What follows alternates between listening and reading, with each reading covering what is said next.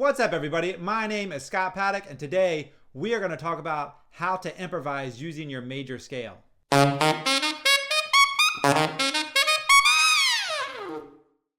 Improvisation can be by far one of the most misunderstood topics and concepts when it comes to music.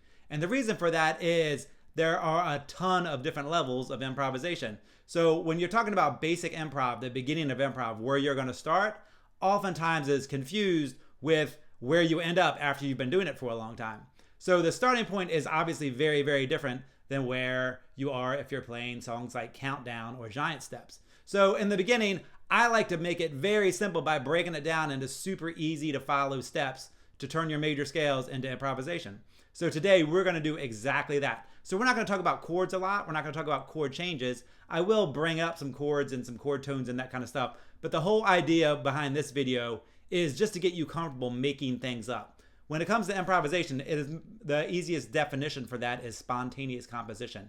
So today we are going to spontaneously compose some things using a G major scale. So all we need to be able to play before working on this concept is a G major scale. Once you can play a G major scale, everything else is going to be really easy to follow. So to start off, play your G major scale.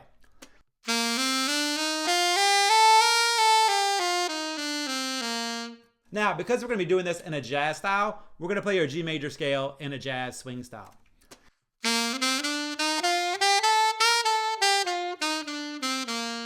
Okay, so let's get started. The very first thing that we are going to do is take that G major scale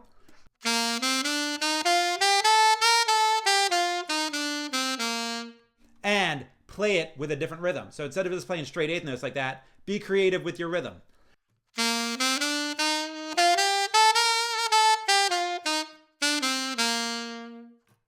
Pretty simple, right? So what we're doing is we're taking these notes. We know the G major scale notes are going to work because I just told you they will, and we're coming up with a different rhythm for them. So this time we're going to do it, and instead of just playing between G and G, we're going to go over the range of the saxophone. So we're going to go further than just your one octave. It's going to sound more like an idea.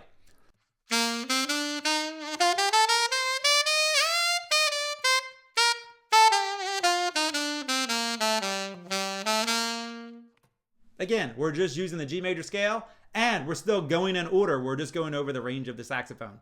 Take a listen to it again. This time I'm going to change the rhythm up, but I'm going to use the exact same notes, which are your G major scale notes.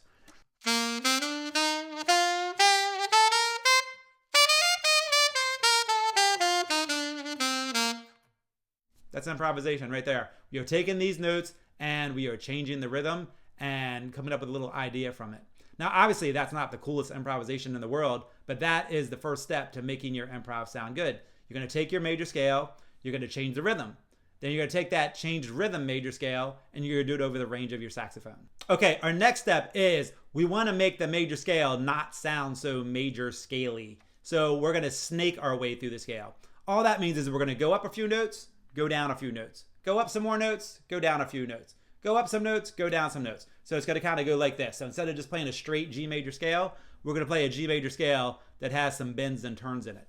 So take a listen to it.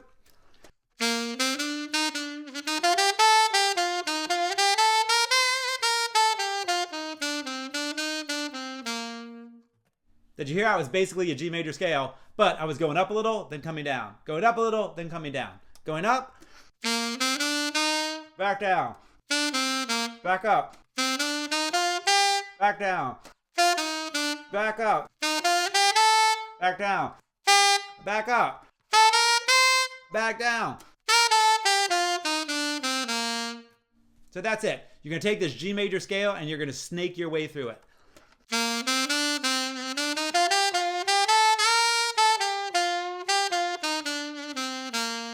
Now we're going to apply the exact same thing that we did to the last one, which we're going to go beyond the octave. So we're going to play over the range of your saxophone.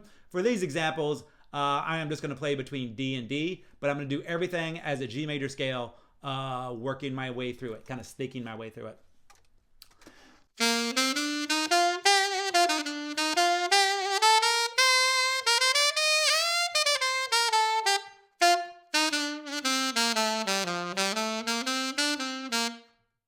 Again, you can hear the major scale in there, but it's a lot more disguised because of the different rhythm and the way I'm snaking through the scale.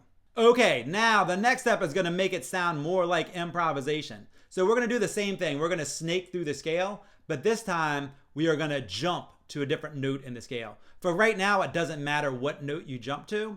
Once we get this concept down, we'll talk about the notes that you should jump to and your most important notes. But for right now, we are just going to play your G major scale, jump up or down to any other note in your scale, and then start the scale again. So it's going to sound like this.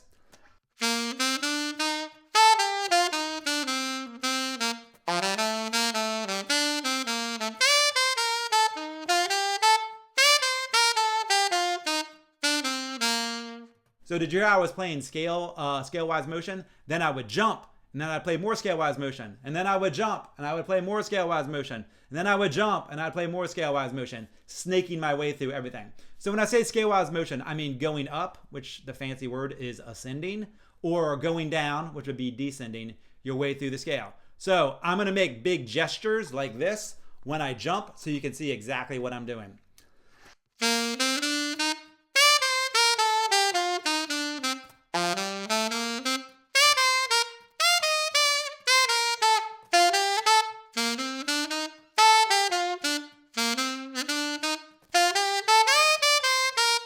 So that time it's probably way easier to see when I was jumping. Now that idea didn't sound super cohesive because I was purposely just jumping around randomly and moving my saxophone around so that you could see where I was doing it. So I'm going to do it again without all the movement, and it's going to sound way more flowy and flowing so that you can hear the idea, so you can have a better idea of what this concept sounds like.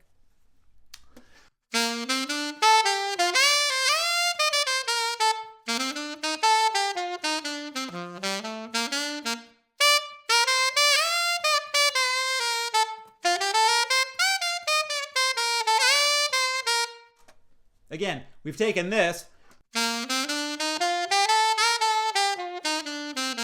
which is just a plain naked old major G major scale, and turn it into a scale that you're jumping all over your saxophone on. Okay, so the next little step that you can do that's going to make it sound really good is play some intervals. Now, the most important interval to start off with is the interval of a third. So on G, that'd be G to B. On A, it'd be A to C. On B, it would be B to D. So any interval of a third, or you can stack them, and that becomes a chord. So if we go a third from G to B and a third from B to D, you have G, B, D, which is your G major chord. If we put the F sharp on that also, so that'd be the next third.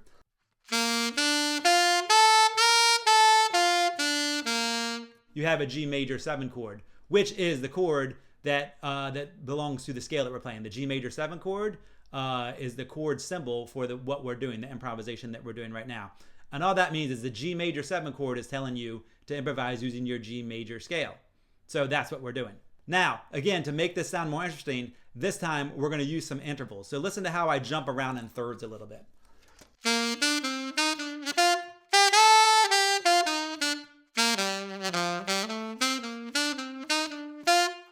So I'm kind of playing a scale, then I jump into some thirds, then I go back into a scale. For right now, it doesn't really matter which thirds you're playing, as long as you're playing thirds that are in your G major scale. Again, as you get deeper into improvisation and you understand the chords better, it'll be way easier to figure out exactly what to do. But in the beginning, just play an interval of a third anywhere you want. Take a listen to it.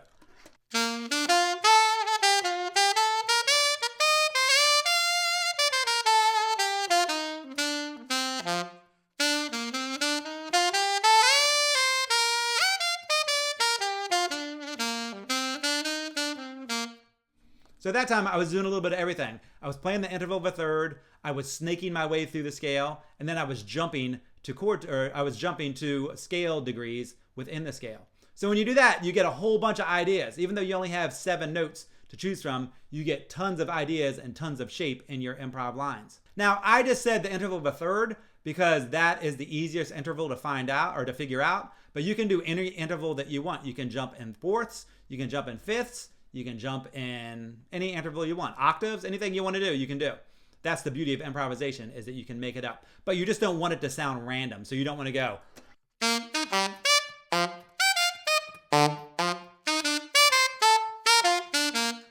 unless of course that's what you hear in your head when you want to improvise. In that case, play like that. But if we want like kind of flowing lines right now, we want to do things that are somewhat connected, and then they jump, and then they're connected, and then they jump again, and they're still connected. So we want a line that kind of flows a little bit better. Now, in every example that I have played for you, I have started on the root. That is a good way to make your improvisation sound really boring. So start on something other than the root. And again, chord tones are a really good idea for that. So your chord tones again are your first, third, fifth, and seventh degree of the scale. So G, B, D, and F sharp. So you can start on any of those. So this is an example of starting on the third. So I'm going to start my improv line on B. This time I'm going to start it on the fifth, which will be D. This time I'm going to start it on the seventh.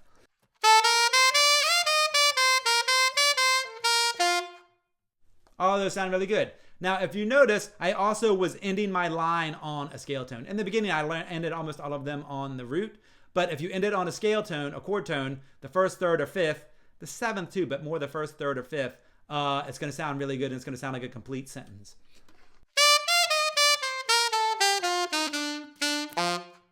Or any of those are going to work really well. So you can jump to any note, but your chord tones are going to be the most important ones. So you really want to emphasize those more than anything else. Now, if you notice, almost all of my phrases are 2-bar phrases. That's because in music, 2-bar phrases equal a sentence. It's a complete thought. So if I just play for one measure, it would sound like this.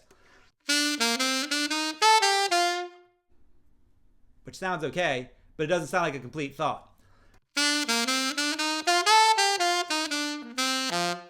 That sounds like a complete thought when I added that second measure to it. And as you get better at improvising, you're going to do 4-bar phrases, or you're going to do different size phrases, different length phrases, and it's going to sound good. But in the beginning, just think 2-bar phrases, and everything is going to come out sounding pretty good. Now, the last little thing you want to do are patterns or licks. So patterns are, instead of thinking about the whole scale, you're going to take a couple notes and repeat them and come up with something. So for this one, I'm just going to use the first and the seventh, which is G and F sharp. And I'm just going to come up with a cool little rhythm from it.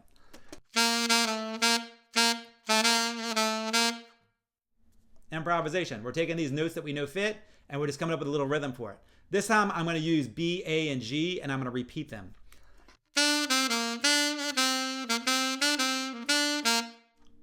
Same notes, a different pattern. So a really good thing to practice are those two sets of notes, F sharp to G or G, A, and B. You're gonna get some really easy stuff that sounds good to play when you use those notes. And then once you're really comfortable, then stretch out from there. And that is how you turn a major scale into improvisation. Thanks for taking the time to check out this video. If you now know how to improvise using your major scale, I would really appreciate it if you would give me a thumbs up, subscribe to my channel, and share it with your friends. Thanks a lot.